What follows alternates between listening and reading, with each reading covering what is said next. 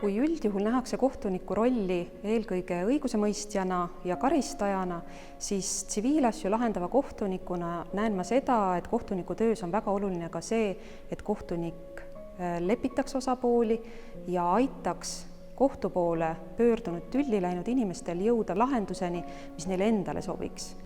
Sellel suvel oli mul üks väga hea näide selle kohta, kuidas pooli kokkuleppele suunates on võimalik saada parem tulemus kui kohtulahendit tehes. Vanemad vaidlesid oma ühise tütre hooldusõiguse üle ja lapsega suhtlemise üle. Kuna kohtumenetlus oli pikalt kestnud, siis soovis isa suveks ajutiselt reguleerida suhtlemise korda, et vähemalt suvel lapsega saaks suhelda. Ma kutsusin vanemad enda juurde ärakuulamisele eelkõige eesmärgiga selgitada välja, kuidas me saaksime ajutiselt lahendada suvise suhtlemise. Pärast 2,5 tundi ühist arutelu jõudsime me selle tulemuseni, et me lahendasime vanemate kokkuleppel kogu vaidluse. Vanemad olid sellega väga rahul ning isa sai alates järgmisest nädalast tütrega suhtlema hakata.